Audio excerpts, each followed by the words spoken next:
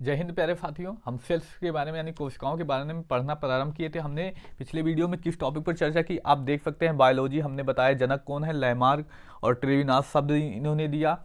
और बायोलॉजी को दो भागों में बांटा है, जो विज्ञान जंतु यानी बॉटनी, और इसके जनक भी अरस्तु और थियोफ्रेटिकस कहा जाता है। अगर आपने पिछला वीडियो नहीं देखा तो उसको देख के आइए, तो ये आपको बहुत अच्छे से समझ में आएगा। उसके बाद हमने चर्चा की शरीर, उसके बाद तंत्र होता है, अंग होता है, फिर ऊतक होता है, फिर कोशिकाएं होती हैं। कोशिकाओं से निर्माण होगा ऊतकों का, ऊतकों के बाद अंग बनेंगे, अंग के बाद तंत्र उसमें आएगा, फिर शरीर आएगा। तो हमने ऐसे करके टॉपिकों के बारे में चर्चा की। अब उसके आगे हम पढ़ना प्रारंभ करेंगे प्यारे साथियों। आज जो हमने बात की थी कि आज हम सेल्स यानी कोशिकाओं के बारे में पढ़ना प्रारंभ करेंगे। तो आइए आज का हमारा टॉपिक क्या होगा प्यारे साथियों, सेल्स यानी कोशिका के बारे में। आइए चर्चा करते हैं सेल्स के बारे में। हम सेल्स यानी कोशिका। आज का हमारा टॉपिक होगा सेल यानी कोशिका।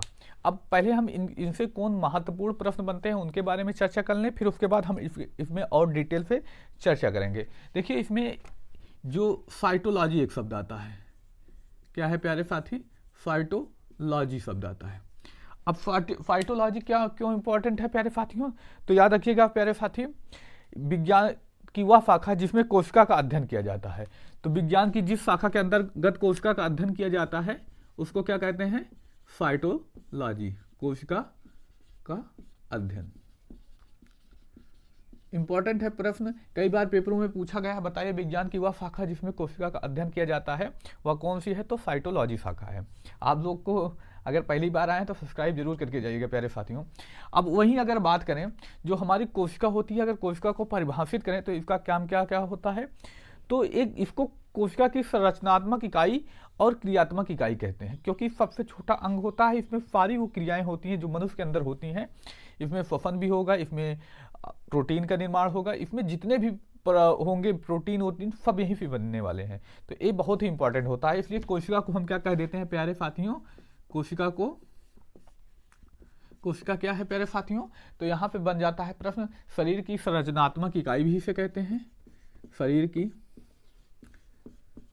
संरचनात्मक इकाई क्या कहते हैं प्यारे साथियों, शरीर की संरचनात्मक इकाई, और इसी को क्रियात्मक इकाई भी कह देते हैं,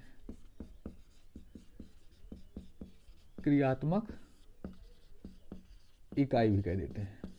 इंपॉर्टेंट यहां से बन जाता है प्यारे साथियों, क्या कहा जाता है कोशिका को, कोशिका की संरचनात्मक और क्रियात्मक इकाई। अगर इसके खोज की बात की जाए प्यारे साथियों, ये भी एक महत्वपूर्ण प्रश्न बनता है। इसकी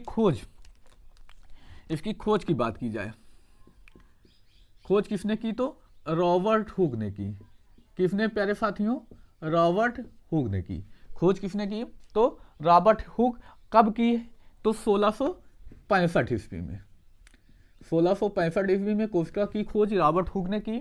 अब इन्होंने जो खोज की वो कैसी थी, तो मृत कोशिका थी, यानी मरी हुई कोशिका में इन्होंने खोज की पहली बार कि कोशिकाएं जैसी कुछ भी होता है। इसका वर्णन जो उन्होंने किया, उन्होंने अपनी पुस्तक माइक्रोग्राफिया में किया। उनकी बुक का नाम क्या है, बुक का नाम माइक्रोग्राफिया में किया, में वर्णन किया। अब पहली बार रॉबर्ट हुक ने कोशिका की खोज की, इसलिए इनको क्या कहा जाता है प्यारे साथियों, कोशिका का जनक यानी फादर ऑफ सेल, यानी कोशिका का जनक कहते हैं प्यारे साथियों।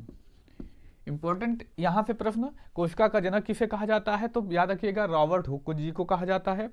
वहीं अगर बात कर ली जाए, प्रश्न ऐसे आ जाता है कोशिका की खोज किसने की, तो रॉबर्ट हुक बिल्कुल सही है। लेकिन अगर प्रश्न ऐसे आ गया, बताइए जीवित कोशिका की खोज किसने की, यहां से हम देखेंगे जीवित कोशिका की खोज किसने की प्यारे साथियों, तो इंपॉर्टेंट नाम आता है लुवेनहॉक का। किसका, लुवेनहॉक का। अब लुवेनहॉक का इंपॉर्टेंट नाम आता है, इन्होंने कब खोज की, तो 1674 ईस्वी में इन्होंने खोज की। याद रखिएगा 1674 ईस्वी में। और लीवेनहॉक का किस संदर्भ में नाम आता है, तो जो जीवाणु की खोज हुई उसको भी लीवेनहॉक ने ही की।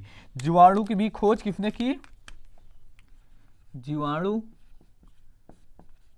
की खोज भी लीवेनहॉक ने की है, लीवेनहॉक ने की है। जीवाणु की खोज भी किसने की है प्यारे साथियों, तो लीवेनहॉक ने की है।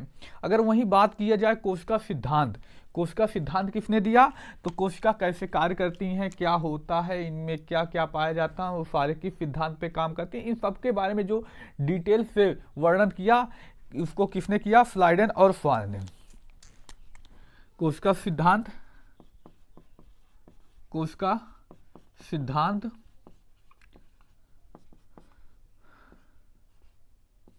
किसने, स्लाइडेन और स्वान ने दिया। कोशिका सिद्धांत को किसने दिया प्यारे साथियों, तो स्लाइडेन और स्वान ने दिया, इंपॉर्टेंट है। वहीं अगर बात कर ली जाए, देखिए जो इस सिद्धांत है, इस सिद्धांत में अपवाद भी है और परीक्षा वाला हमेशा उसी टॉपिक को पूछता है जो अपवाद में होता है। तो अगर पूछ लिया जाए कोशिका सिद्धांत का अपवाद क्या है, कोशिका सिद्धांत का अपवाद, अपवाद क्या है प्यारे साथियों, ये इंपॉर्टेंट एक प्रश्न बनता है। अगर हम बात करें कोशिका सिद्धांत में अपवाद, जो अपवाद है क्या है, विषाणु, विषाणु या वायरस। कोशिका सिद्धांत में अपवाद क्या प्यारे साथियों, विषाणु या वायरस। वहीं वायरस को क्या कहा जाता है, सजीव व निर्जीव के बीच योजक कड़ी।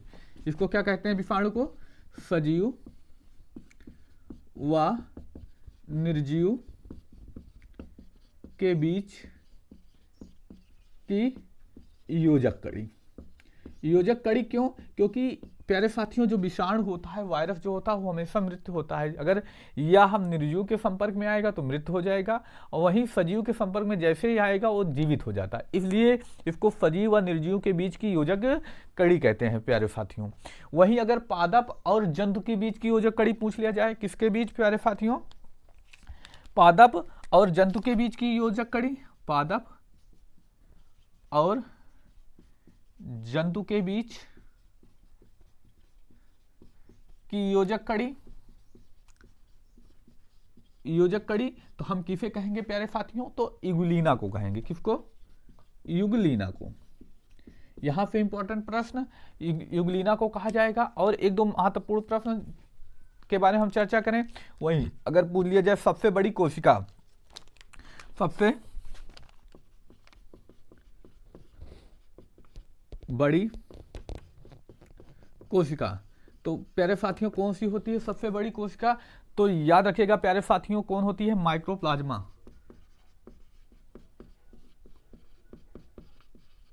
कौन सी होती है प्यारे साथियों, माइक्रोप्लाज्मा होती है। अगर वहीं देखिए यहां पर क्या है सबसे बड़ी कोशिका, तो सबसे बड़ी कोशिका क्या होगी प्यारे साथियों, तो हम यहां पर गलत कर दिए, शुतुरमुर्ग के अंडे की होती है। किसकी होती है, शुतुरमुर्ग के अंडे की, माफ कीजिएगा इसको सही कर लीजिए आप, शुतुरमुर्ग के अंडे की होती है। वहीं अगर पूछ लिया जाए सबसे छोटी कोशिका, तो सबसे छोटी कोशिका प्यारे साथियों क्या होती है, इधर लिख देते हैं, सबसे छोटी कोशिका तो वो माइक्रोप्लाज्मा की होती है। किसकी होगी प्यारे साथियों, माइक्रोप्लाज्मा। सबसे छोटी कोशिका माइक्रोप्लाज्मा की होती है। अगर वहीं पूछ लिया जाए मानव शरीर, देखिए बड़ी और लंबी में बहुत अंतर होता है। मानव शरीर की सबसे लंबी कोशिका कौन सी है, तो न्यूरॉन की है। मानव शरीर में सबसे लंबी कोशिका किसकी होती है प्यारे साथियों, न्यूरॉन की होती है। तो हमने चर्चा की यहाँ पे कुछ महत्वपूर्ण सेल्फ टॉपिक। आगे हम बात करेंगे अगले वीडियो में कैसे उसमें राइबोसोम पाया जाता है, क्या पाया जाता है, कोशिका झिल्ली क्या होती है, कोशिका भित्ति क्या होती है, इन सब के बारे में हम अगले वीडियो में चर्चा करेंगे। क्योंकि पॉसिबल नहीं है अभी यहाँ पर लंबे वीडियो बनाना, इसलिए हम छोटे छोटे पार्टों में अगले वीडियो में हम चर्चा करेंगे कि कैसे क्या काम होता है उन सब के बारे में। अगर आप लोगों को ये वीडियो अच्छा लगा हो, आप लोग हमारे चैनल पे पहली बार हैं, तो चैनल को सब्सक्राइब जरूर करके जाइएगा, क्योंकि हम आपके साथ देखेंगे प्यारे साथियों। हम जब से एग्ज़ाम स्टार्ट हुआ तब से एग्ज़ाम के साथ साथ डॉक्यूमेंट वेरिफिकेशन आपके ज्वाइनिंग तक साथ रहे, इस बार भी आपके साथ रहने का इरादा है, इसलिए आप हमारे चैनल को सब्सक्राइब जरूर करके जाइएगा। धन्यवाद। जय हिंद प्यारे साथियों।